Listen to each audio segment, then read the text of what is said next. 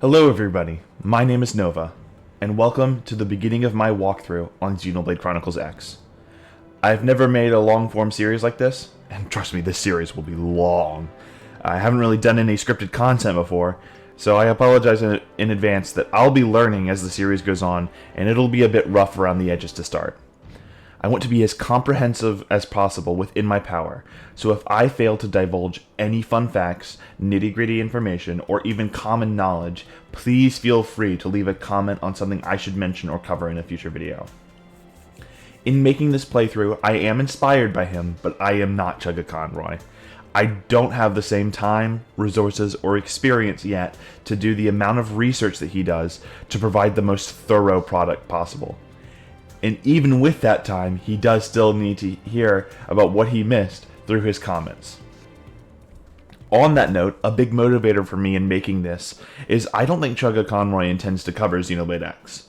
And even if he were to, I'm almost certain he would cover Xenoblade Chronicles 3 first, which would be close to the over a year and 200 plus episodes it took him to cover Xenoblade Chronicles 2. Basically, I'm saying I believe that if Xenoblade 3 was his next Let's Play, there's genuinely zero chance he does one on Xenoblade X before 2030. So, if you're for some reason in a weird, extremely niche audience hoping he one day does a Let's Play covering Xenoblade X, let my amateur ass hold you over until then. Xenoblade Chronicles X is a 2015 Wii U game developed by Monolith Soft and obviously published by Nintendo. It's much more of a spiritual successor to the original Xenoblade, rather than a direct sequel, evolving the series thematically and beginning the trend of evolving and remixing the gameplay elements between entries. In 2025, the game received a Definitive Edition remaster on Nintendo Switch, similar to the treatment the original 2010 Xenoblade got in 2020. Comparatively, however, Xenoblade X Definitive Edition is a substantial amount more in depth than its counterpart. 2020 Xenoblade Definitive Edition added small quality of life additions, a couple more armor sets, and an extremely short, less than 7 hour or so epilogue to give better closure to a singular character arc left open-ended in the base game, and to do extremely vague teases for the at the time upcoming Xenoblade Chronicles 3. Xenoblade X Definitive Edition adds the 13th and longest chapter in the entire game, lasting about 10 to 15 hours, as opposed to the much more brief hour or two every single one of the previous 12 chapters will have taken you. This extended new chapter gives Xenoblade X a proper ending, rather than leaving it where the original cliffhanger did, at what I would estimate to be about the halfway point of the story of any other Xenoblade. You get the standard few new sets of armor added, and an art style change, although not as drastic as the one from the original Xenoblade to its Definitive Edition. It also adds a couple new pilotable mechs, 4 new party members, 6 new fully voice-acted quests, 8 new unlockable arts, and brought almost every voice actor who voiced a playable character back for at least one new voice line somewhere among the newly added content, with only 5 recasts across both English and Japanese, 2 of which being options for the voice of your created character. I'm sure I haven't listed everything that the Switch version adds, but I'll make sure to point out all that stuff along the way of the long playthrough we've got ahead. I promise I only have 2 more topics left to cover before we get started, however this next one will be the longest and most negative. In February 2026, Nintendo did shadow drop a Nintendo Switch 2 edition and upgrade pack for the game, which I do own. However, this adds absolutely zero new content and is a subpar, almost 60 frames per second boost and an extremely ugly AI upscaling model that makes the whole game look as if it's covered in a muddy oil, especially if you're playing in handheld mode or on a 4K display. Now with the addition of handheld boost mode, a lot of the time the Switch 2 edition will just be putting an objectively worse image than you would be getting without the upgrade. If you want to play along with my playthrough and get the Switch 2 edition, I don't blame you. 60 frames is nice, and if I'm far enough away from a 1080p display, I practically can't even see the artifacting caused by the AI upscaling model, and I'll reinstall the upgrade pack on my system. I just wanted to inform you that I won't be playing with it on this playthrough, because although it is a treat to see Xenoblade in 60 frames per second, The base game does run at a very steady 30 that only falters in very specific conditions. I don't think the trade-off is worth muddying the image. Even I am playing on a 1080p monitor. I also should warn you that if you intend to check out the Nintendo Switch 2 edition and don't already own the game digitally or the original Switch version cartridge, you should own it one way or another. If you buy the Switch 2 edition on cartridge or via the $64.99 USD listing of the game, you don't have the freedom to be able to eject the upgrade pack from your Switch to play it how it was released in March 2025. Even if you don't think you care, I highly recommend it purchasing the game this way, because it won't hurt to have the option, and I promise that with handheld boost mode turned on, it will produce a far clearer image. It's about time to get started. I think despite Xenoblade X playing out fundamentally different to any other game in the series, I would argue it is really not a spin-off.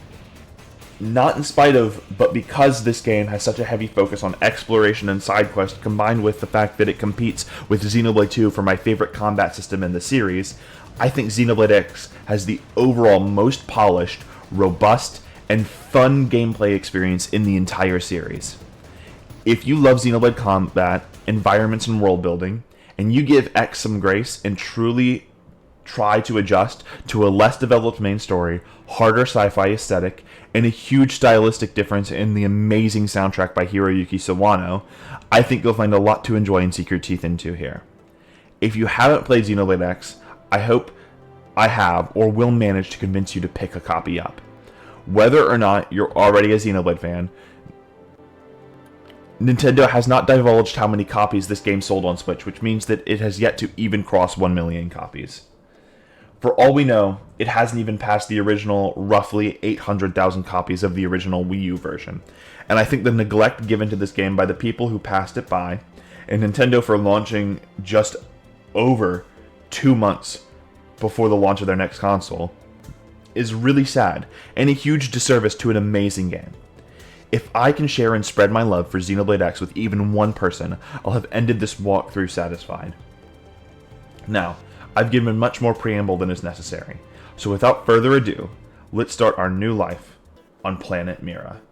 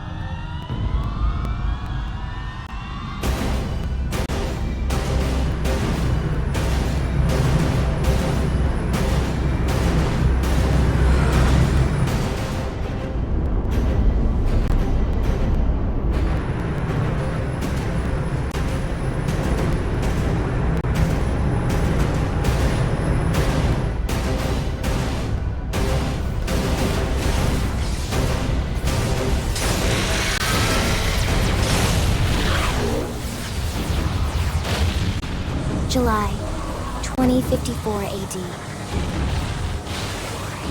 The Earth was caught in a great battle between unknown alien forces.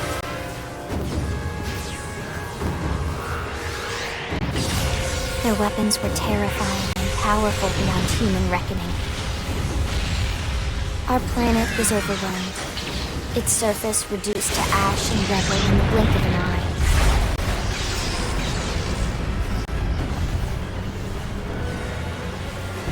The Coalition government knew the war was coming. In response, they prepared the Earth-Life Colonization Project, Project Exodus. Interstellar arcs were launched all across the planet, from every major city on Earth. Bravely, we leapt from our cradle, our home for the last 4.5 billion years. But most of the arcs never even made it out of the atmosphere. Only a small handful managed to escape. Among them was our ship, the White Whale.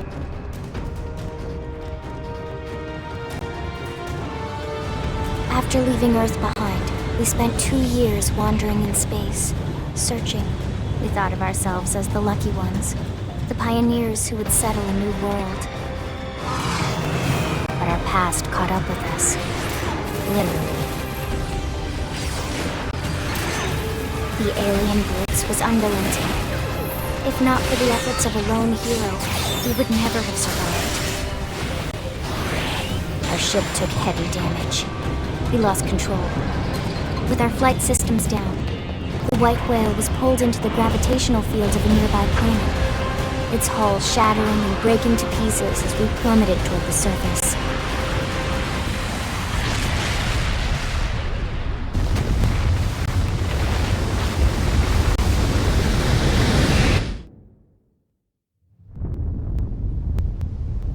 Since then, 2 months have passed.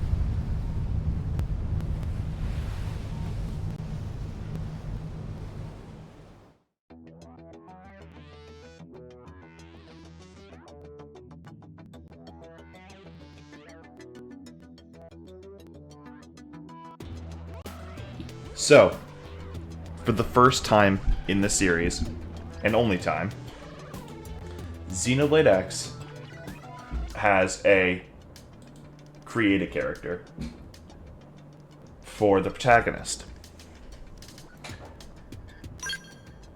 I think for this playthrough, let's see what hairstyles. I should mention, different hairstyles are kind of locked to different different presets here. So explore all of these to your heart's content and figure out which one you like best. Before I get too focused in on creating the character that I have in mind, I should point out, I might not get everything, but here we go. There are a couple references to different characters in some of the new added customization options in Definitive Edition, such as this hairstyle, which I believe to be a mirrored version of Mikhail's hair from Xenoblade 2. This, of course, is Rein's from Xenoblade 1. And this, this, of course, is Shulk. If we go here to the male and female options, we've got Mithra's hair here, as well as Nia's, which feels very cursed to see without the cat ears. Here we have Mio's hair.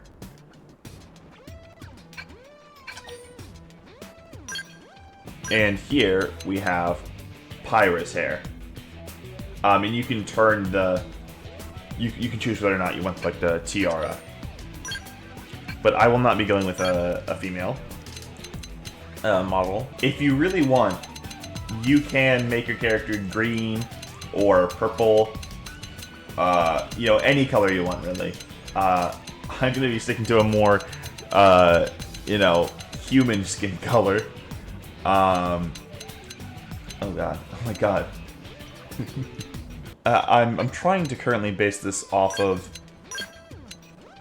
Joseph Joestar. So there's actually some references here. This is like a vaguely Zohar shape, which is important to stuff in the Xeno meta lore, which I'm not going to talk about at this point in the playthrough, because I want this walkthrough to be friendly to newcomers. This is reminiscent of some like ornate designs that are important in Xenoblade 1.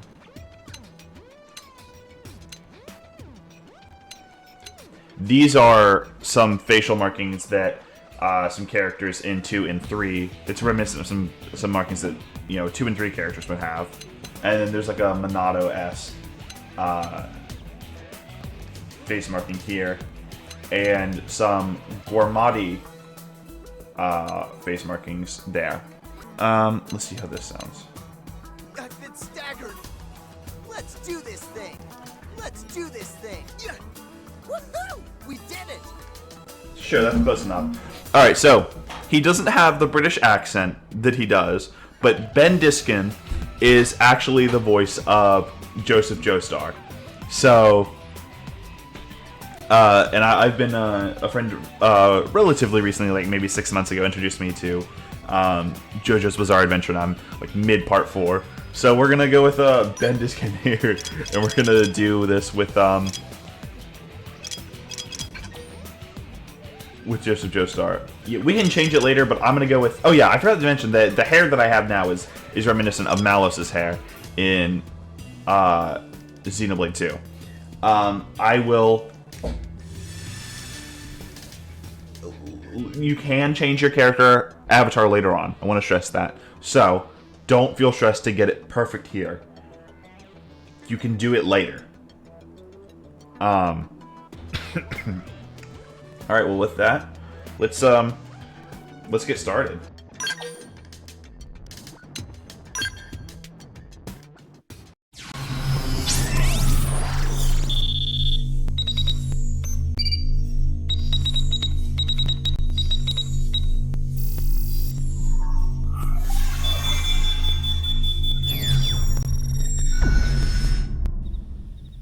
Attention, external access confirmed.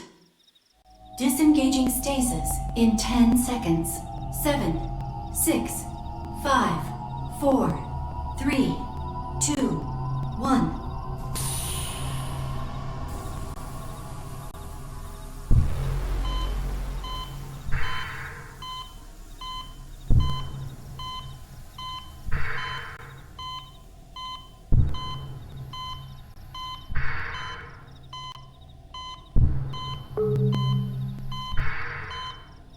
Releasing hatch. Please stand clear.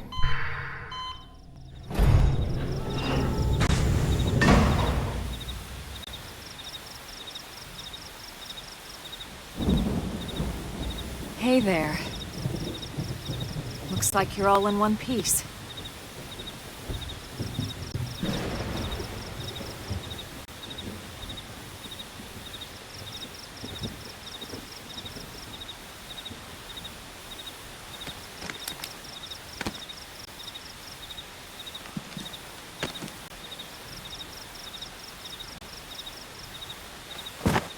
Careful. Just take it nice and slow, okay? Your senses will need time to reactivate.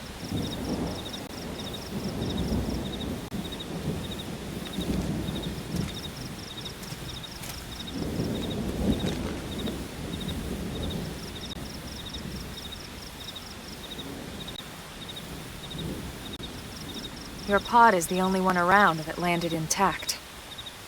Good thing I found you. My name's Elma. You want to tell me yours?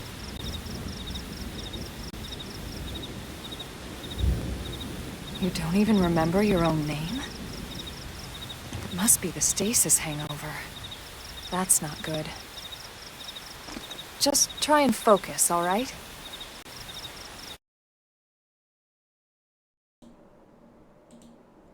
I do want to stress here that you... Once you enter this name, you cannot change it later. So make sure that you have the one that you want. I think I think Joseph is going to look better than Jojo. So we'll go with Joseph. These people have relatively normal names in this game.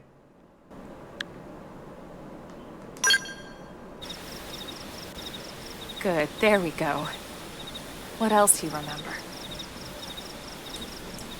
It'll come. In the meantime, I'll get you up to speed here as best I can. How are your limbs? Can you move?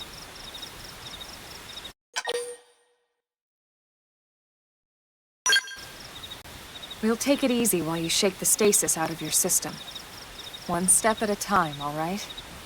First things first, you'll be needing a weapon. There you go. All right, let's get going.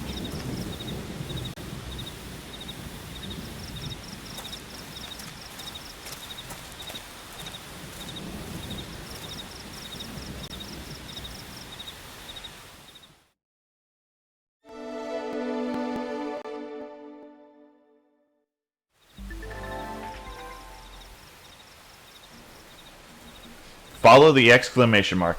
If you're ever stumped about where to go next, be sure to check any nearby places marked with an exclamation mark. Doing so should reveal the way forward, though an occasional excursion off the beaten path never hurts. You know what they say about all work and no play, after all. See, this is a fun thing. The tutorials come in the tips of characters giving you advice.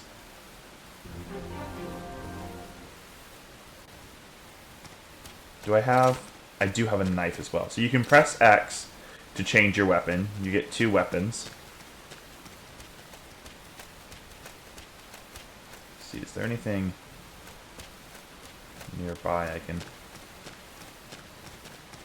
Nope, not yet apparently.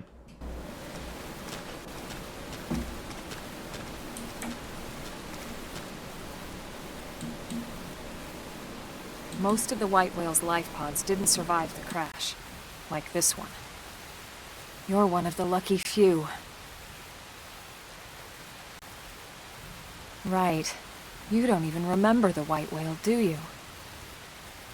You know, the L-002? The ship we escaped Earth on? You remember Earth, right? Planet Earth. Your homeworld. Or rather, it used to be anyway. Unfortunately, it was caught in a battle between 2 alien forces. And destroyed.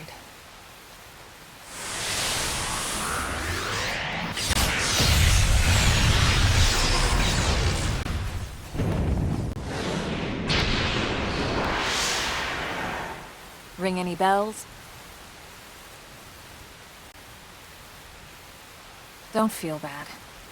It's one memory I'd like to forget.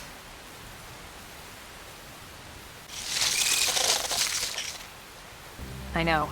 It's been following me for a while now. I didn't want to alarm you, but we're going to need to defend ourselves. You up to the task?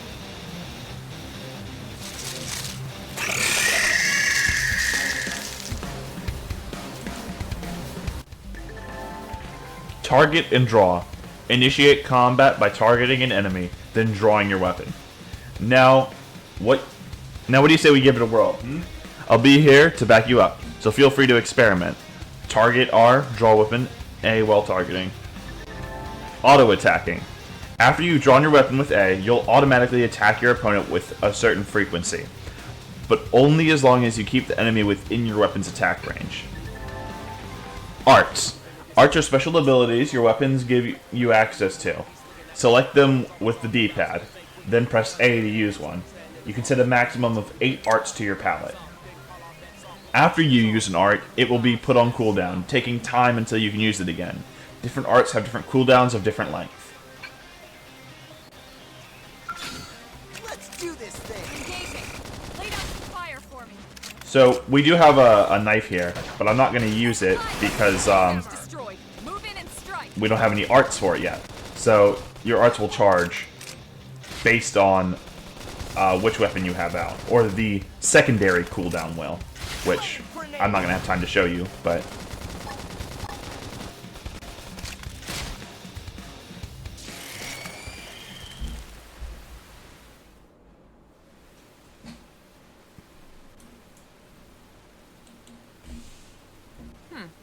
You're not half bad. There's plenty of work back in the city for someone who knows how to handle a weapon, you know.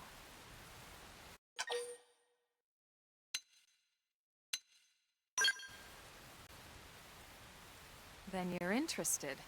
In that case, I might have just the job for you. But anyway, we can talk more details later. For now, let's keep moving.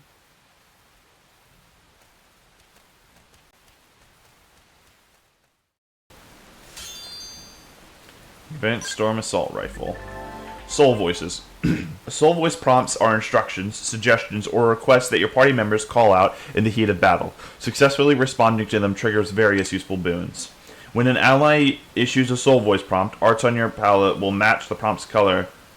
Arts on your palette which match the prompt's color will be highlighted. If you use an art that's highlighted, you will succeed in the prompt.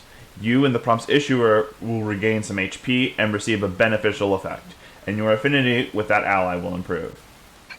That's Soul Voices are really good in this game, because dedicated healing is just kind of not... It's not really much of a thing in this game. Not to say that there's none of it, but there's not a lot. So, there will be objects around the world like this. Whether it's chunks of metal, alien tech, parts of the white whale, and other things, as we will explore, that you can interact with and get treasure from them, get rewards from them. There are also these item orbs all around that you can pick up. That I wonder if I can even access it yet. I can. Oh no, you can't. Yeah, you do have a Collectopedia. I'm going to see if that rifle I picked up is going to be any better than the one that I currently have. A weapon's power rating is a value that broadly expresses how strong a weapon is. Whenever you're not sure what to equip, it's never a bad idea to go with whatever has the higher value in this stat. That's a lie, but, whatever. It's good advice for at least the main story. A weapon's TP gain rating is the value that broadly indicates how easy it will be to build up TP while fighting with it equipped. Keep an eye on it when you want to build TP quickly. TP or tactical points, well, I'm not even high enough to use this, but yes, that would be quite a bit better than what I have. But TP is, once you have 3,000 of it, you can use it to revive party members. You unlock more uses for it later, much, much later. And we'll get to that then, but it becomes very important.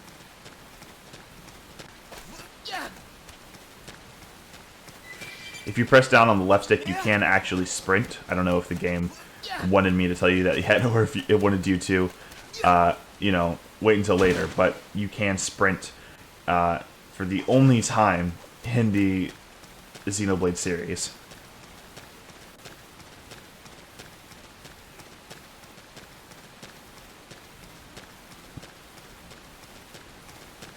If I get you cooler, they'll use me as a fridge. Pick us up.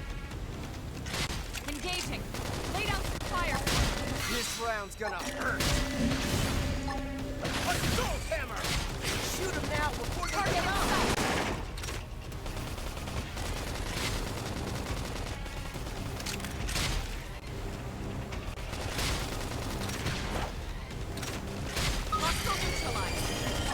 I just unlocked a new art. This is actually our first knife art.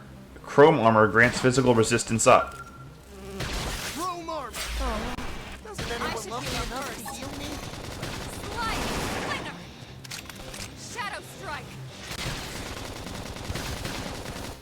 Fortunately, I can't topple because this art's not charged right now. Doesn't anyone love me enough to heal me?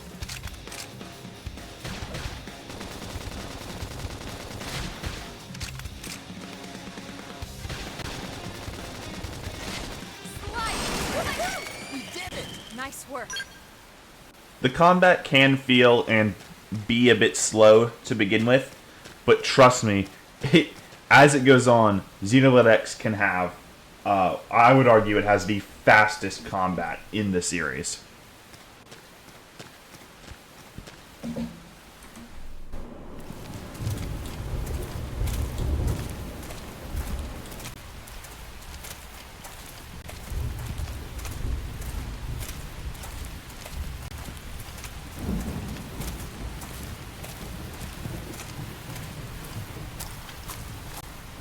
The rain's starting to let up, just in time for sunrise. Follow me. I promise you're gonna love this.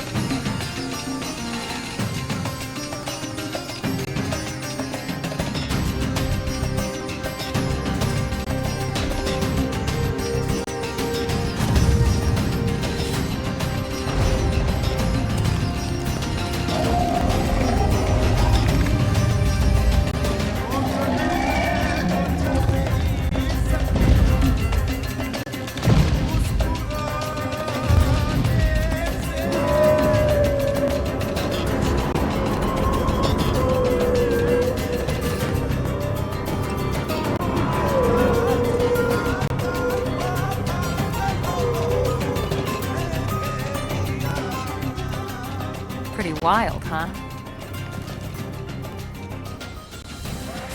They're all indigenous, as far as we can tell. We need to learn to play nice with these guys if we're going to try and coexist together.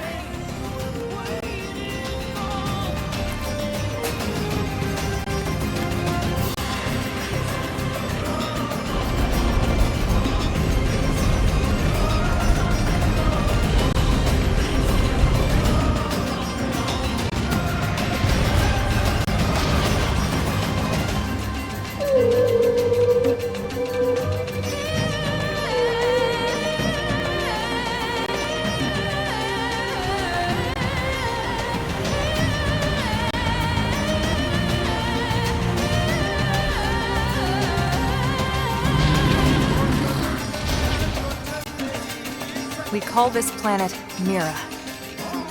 You won't find it on any star chart. But it's our new home.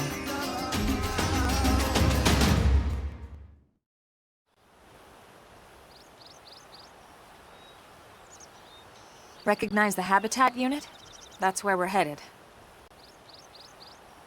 Watch yourself. That first step's a doozy.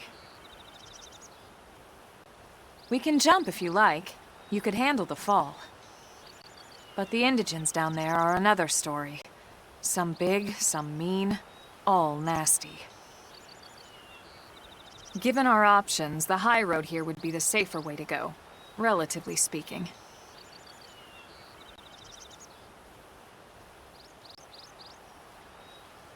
That said, whichever way you want to go, I'll follow your lead. You decide.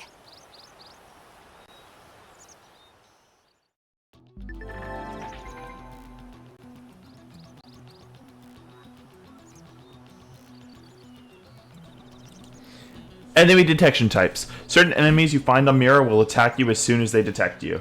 You can tell an enemy's detection type by the icon next to their name. Note, enemies with a level much lower than yours will not attack unprovoked. Non-aggressive, no icon, will not attack you unless you attack it. Visual will react when you enter its field of vision. Auditory will react when you wander too close to it. Yep, sprinting. If we want to reach the habitat before sundown, we'll need to pick up the pace and start sprinting. Sprinting is good for times when you need to get somewhere in a hurry or when you need a break. You need to break out of an especially hairy situation, which we will be doing. You can toggle sprint by clicking down the left stick, or auto run by pressing R and B. I didn't even know that, honestly. Okay, so yeah, as she mentioned, there's not fall damage in this game. So if you really want to, you could jump down here and explore along this beach here, which has more, I guess, aggressive enemies. But this game, I'm not gonna lie, it takes a minute or maybe an hour or two to pick up and let you, that you really have the range. So we're gonna pick up the pace and just stick to the high road and get to the habitat faster. Something I forgot to mention in the beginning bit is I think that this game, you know, without the Nintendo Switch 2 upgrade, is already, at least in terms of pure raw graphical fidelity, is the prettiest game in the Xenoblade series. It's the only one that runs at a, you know, constant 1080p versus pretty much the rest of the series. I mean, I think Xenoblade 1 Definitive Edition on Switch runs closer to 720p, and then 2 and 3 run closer to 900p when docked. So, yeah, you know, art style, that's a whole different conversation, and I personally prefer Xenoblade 3's art style. But yeah, so I think that it's already the most pretty looking Xenoblade, at least in terms of its environments. And oh my goodness, it's got one of, you'll see more later, but it's got my favorite skybox of any video game. There's one of Mira's moons. But yeah, if they do patch the Nintendo Switch 2 edition and make it look better, or even just give you the option to turn off the AI upscaling, I will gladly switch to that version for the playthrough, because your save carries over. The only noticeable difference for you guys, the viewers, would be just that the game plays in 60 frames rather than 30.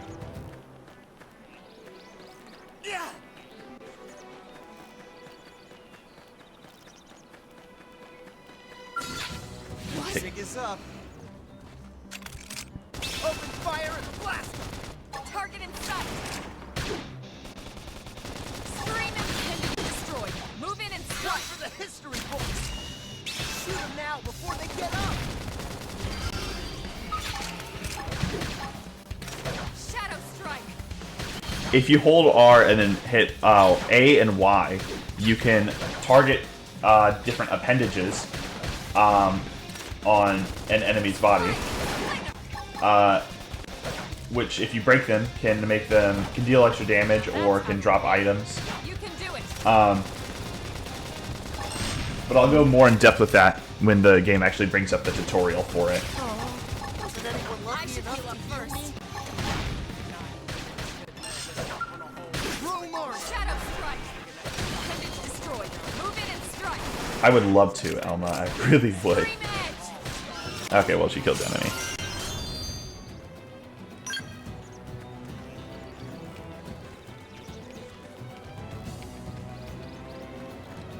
I want to at least get to level 3 before we get to the habitat, which I definitely think we can do. Let me get this enemy. Target in sight. Scream edge. One for the history books. And they're seeing stars now. Now it's my Close in. turn. Whoa, damn. That one slid in.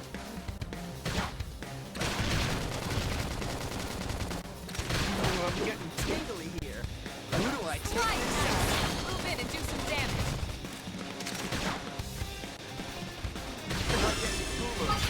Oh, and we got a new knife art, which from the side deals extra damage. Waltz right up to them. Now it's my turn. Flame grenade. Upper hand. Slide. Sling 'em. One for the history books. Now melee attacks. Roam armor. That was way closer than anyone wanted. We got him. Let's move. So if you notice, some moves that Elma uses, or maybe cause through combos in Soul Voices, Elma can... Did I level up? We did. She can inflict a status on the enemy that shows up to the left of their health bar called Break, and then I can chain that with my the melee art that I have for my assault rifle, which I believe is called Assault Hammer. Yep. Speaking of my assault rifle, I think we can upgrade to the Advanced Storm Assault Rifle. get a little boost to our damage on our ranged weapon.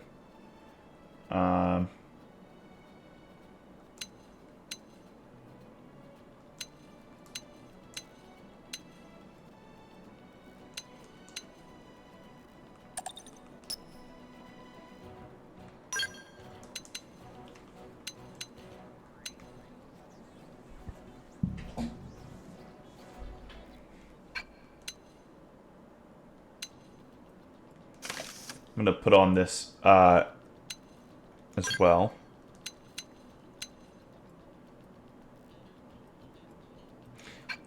I do want to mention here, actually, because this is a good time to bring up. Defense is a terrible stat in this game that you should not focus into. Actually, yeah, I'll explain that. I'll explain it in more in depth later. But focus on your resistances rather than your raw defense. The higher your resistances are, the better. So that's pretty much the whole explanation. Just defense. With this, I'm gonna get 17 points of damage, subtracted from what the enemy is going to hit me with. Versus, I'll have a 5% damage reduction in physical resistance now. And as you can see, we start in the negatives here. I'm not going to worry too much about the gravity resistance right now, because in the early game, we're not going to be encountering too much gravity. But also, just in the early game especially, there's just not a lot of good options for having good gravity resistance.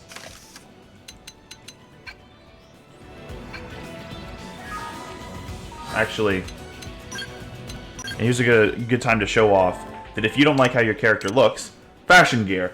Go to main party, or go to main menu, party, fashion gear, to be able to change your party member's appearance without affecting the gear they've actually got equipped, stats and all. Each time you attain new ground gear, the equivalent fashion gear option will be added to your collection. It's a great, that is a great addition from the original. The original game, you had to keep, if you wanted it as fashion gear, you had to keep at least one copy of that armor in your inventory.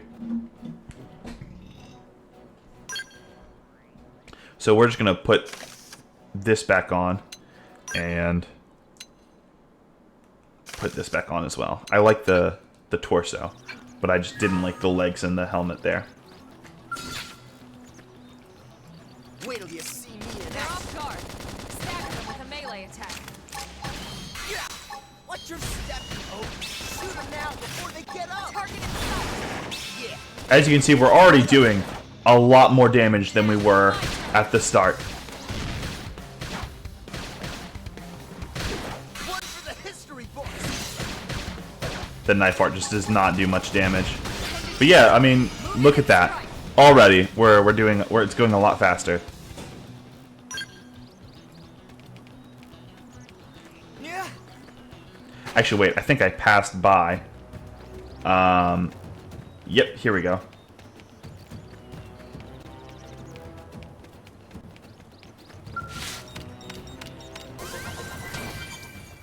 Get some experience credits and storm assault rifle.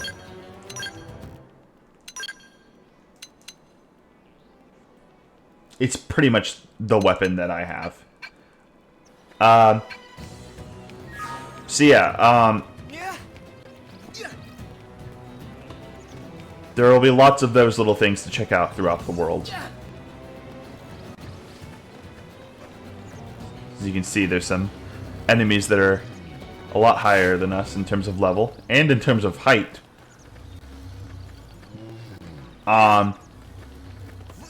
In I think a pretty rare occasion for video games and RPGs, the size of an enemy does hugely increase their stats proportional to their size. So even though they're level 5, we're level 3 and 5. You think we can handle that really tall enemy? I would not be so certain. Yeah. Guess we gotta fight them. Open fire and blast! Target in sight! Shadow strike! Assault hammer! Flame grenade! Yeah, now you can Early waltz right bird. up to them.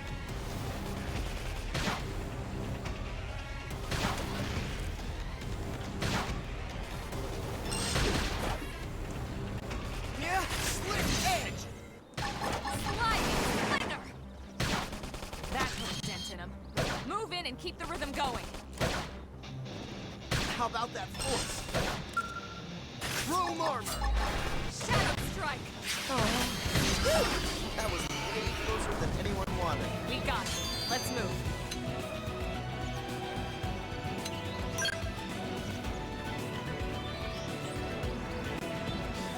Sorry, my roommate needed something from me, so now we can see the nighttime on Mira. And Mira has, what is that, 3 moons? 4 moons.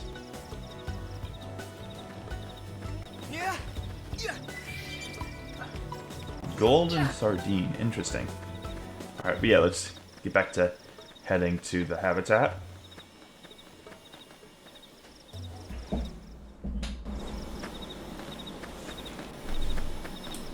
Looks a lot bigger up close, doesn't it? And this was just the habitat unit. The white whale was one hell of a ship.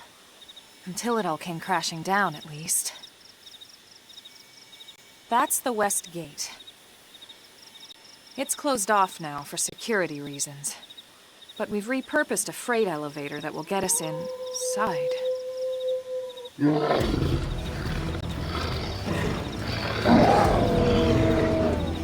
Grexes. And they're riled.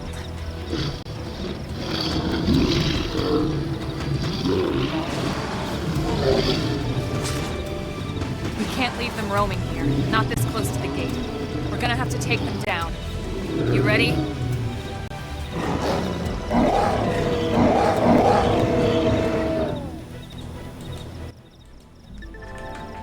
Melee and ranged weapons. The weapons you can use on foot are split between melee and ranged weapons. You can switch between them using X.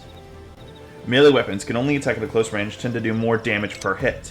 Ranged weapons can attack at range, tend to hit multiple times, but damage per hit tends to be lower. When you use an art, you'll automatically switch over to the weapon the art is associated with. Your melee weapon for melee weapon arts, and your ranged weapon for ranged weapon arts. Arts and secondary cooldown.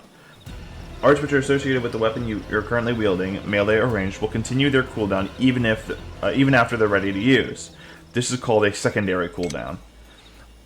Arts used at full secondary cooldown will have greatly increased effect. It didn't have to be like this. Okay, it's on. Now it's my Close turn. in and start counting. And they're seeing stars now. Close in. Wait, oh crap. Assault hammer. Ah, darn, I missed. Sliding slinger! That put a dent in him. Yeah. Move in and keep the rhythm Feeling going. stronger than usual. Now you can waltz right up. I love getting stronger. Yeah. Now that's how to evade. You can do it.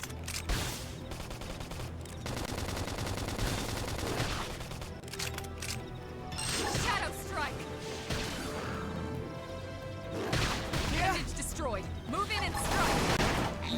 One for the history books. Hostile neutralized. Ready for close range combat. Roll That armor. put a dent in him. Move in and keep the rhythm going. Ah!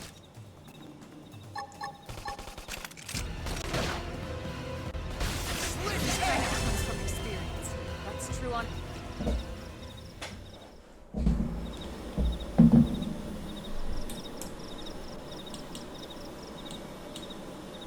It's a shame we had to settle near so much wildlife. Luckily, some species aren't so hostile, but they aren't necessarily friendly either. I've come to learn that there's a fine line between self-defense and provoking a fight. We need to walk that line. All right, let's head in. Who knows? Maybe seeing the inside will jog your memory.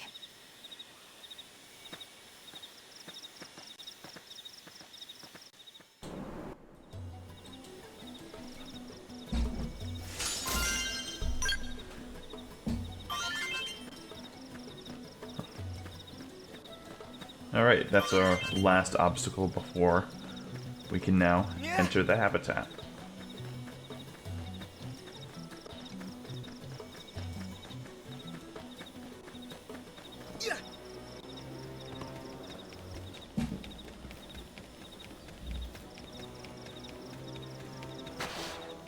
Here's our first person. Thanks. Oh, hello, you must be the new friend that Colonel Elma mentioned in her report. Having just woken up after all that time, I'm sure you're dying to get home and take a shower. Unfortunately, the west gate is closed at the moment. If you want to enter the city, you'll need to use the elevator at the top of the stairs. They'll probably open the gate soon, thanks to the great work you guys did killing the monsters that were causing all that trouble. But until then, you'll have to forgive the inconvenience. Please understand. I won't be talking to every single NPC, but you can, if you want to. I'll mainly just be talking to the ones that give us quests. Or missions, as they're called in this game.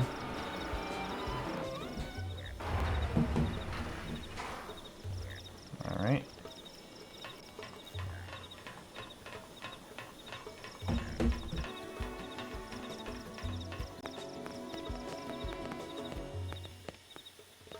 I hope you enjoyed this first part, and I hope that you'll tune back in for the next few. The next, at least the first, good bit of the walkthrough, I can easily make daily, and I will be trying my best to do that. But that's all that I have to say for this episode, but not all that Elma has to say.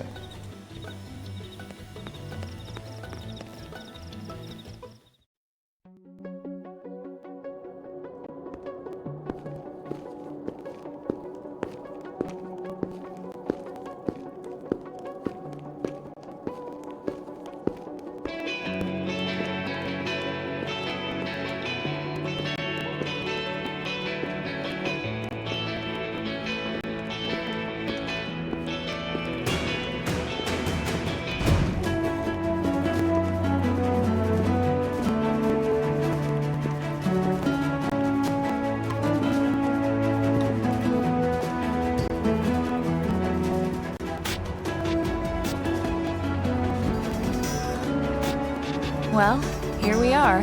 Not too shabby, huh? For a giant beach spaceship, anyway. But, like it or not, this place is our home now. We took the name from the city it was modeled after back on Earth.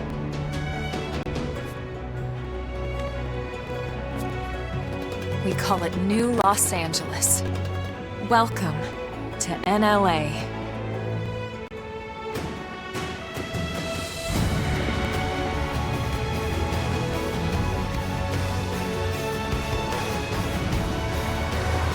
And so it was that another survivor came to join our band of refugees. Together, we resolved to forge a new way of life here on Mira, come what may. New LA was our beautiful lie to ourselves.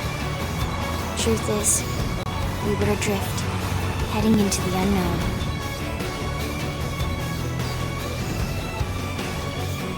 Our native home was gone, swallowed in a shroud of light. And our future was uncertain. We had no idea what fate lay in store for us. Only that we had to keep living in order to see it.